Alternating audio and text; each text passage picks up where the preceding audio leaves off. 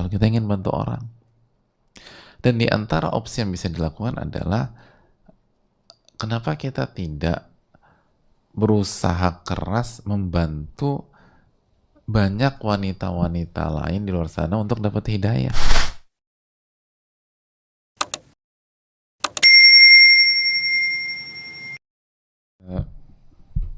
Assalamualaikum warahmatullahi wabarakatuh. Waalaikumsalam warahmatullahi wabarakatuh. Semoga Allah merahmati Imam Nawawi beserta ulama, guru-guru besar. Semoga Allah merahmati Ustadz Tim atas ilmu yang disampaikan. Semoga Allah merahmati seluruh umat muslim di dunia, khususnya teman-teman yang ada di Palestina. Amin ya rabbal alamin wa iyyakum. Izin bertanya Ustadz, saya pernah mengenal dekat dengan laki-laki sampai akhirnya saya tahu bahwa dia hidupnya banyak melakukan yang dilarang oleh Allah. Sampai akhirnya saya berniat untuk membantu dia untuk menjauhi hal-hal yang dilarang dan lebih dekat dengan Allah.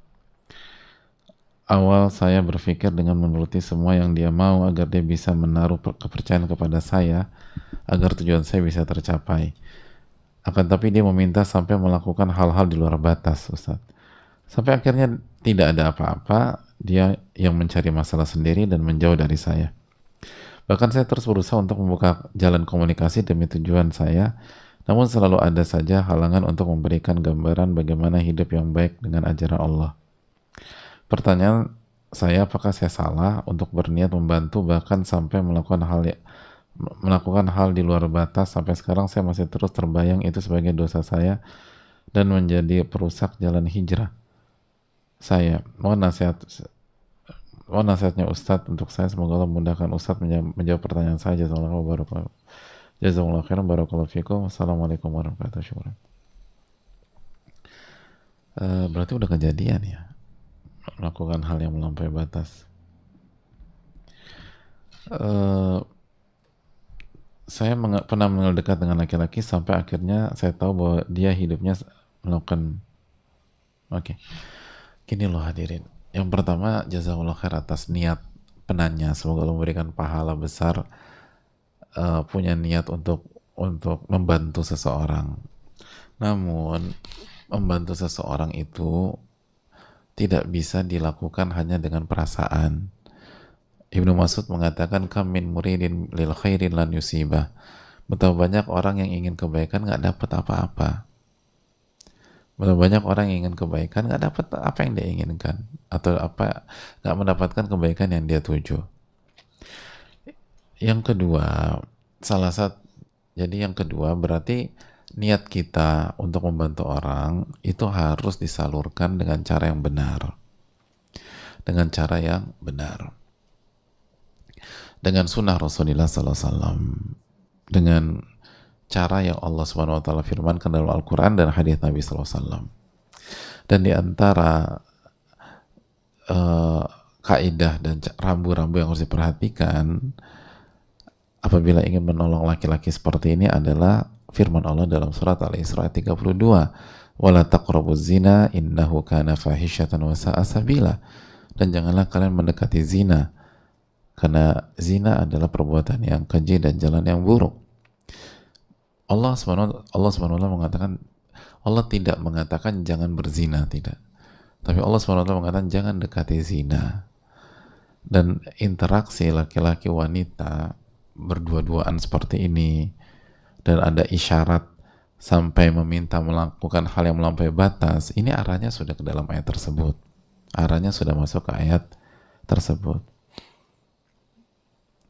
Atau jangan-jangan sudah melakukan zina. Na'udzubillah, na'udzubillah. Nah, kalau caranya salah, ya nggak mungkin lah kita bisa mendapatkan apa yang kita inginkan. Itu poin.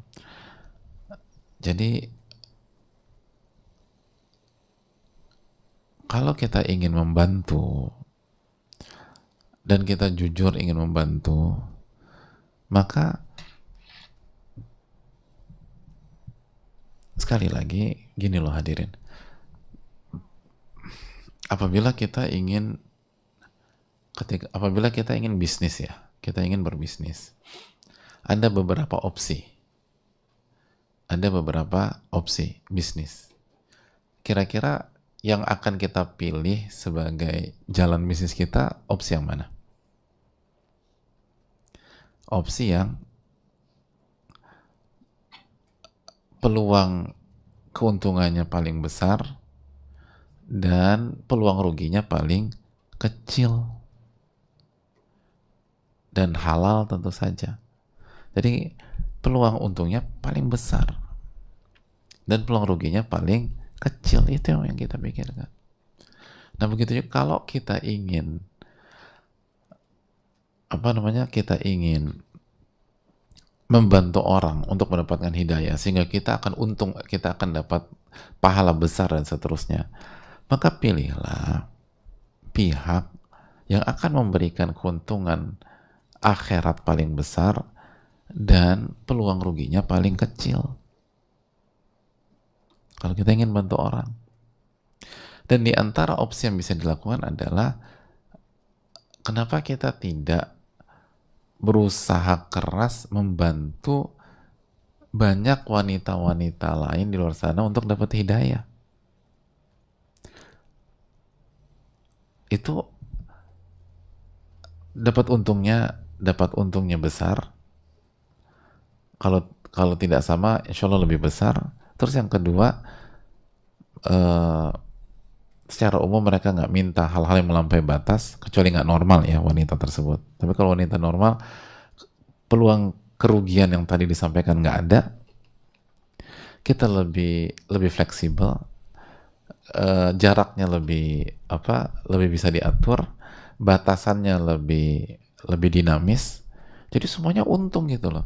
Nah, kenapa kita lupakan pihak tersebut, lalu kita fokus pada satu laki-laki dengan dalih ingin memberikan dia hidayah? Dan konsekuensinya macam-macam, sampai bisa jadi kehormatan kita yang jadi taruhannya. Nah, apakah benar kita inginkan hidayah atau hati kita sudah terfitnah? Itu poinnya.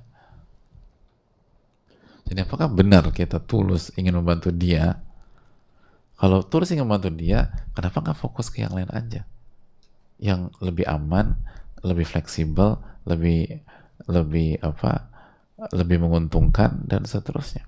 Kenapa kita fokus ke satu pihak yang batasannya ketat dan rentan fitnah, dan bisa jadi sudah terjatuh di dalam fitnah, dan yang diminta hal yang termahal dalam diri kita sebagai wanita, itu kehormatan. Jadi hadirin Allah muliakan, itu yang perlu kita camkan. Dan kalau sekarang sudah jauh, maka bersyukurlah kepada Allah Subhanahu wa taala, Allah jauhkan laki-laki itu dari diri kita, dan bertobat-tobatan nasuha, dan jangan ulang lagi. Sekali lagi, ada gini loh, buat wanita mau berdakwah ya, ada banyak wanita yang bisa didakwahi. Ada banyak anak-anak yang bisa didakwahi. Dan itu komunitas yang relatif jauh lebih aman daripada mendakwai satu laki-laki yang bukan mahram. Wallahu ta'ala bisawab.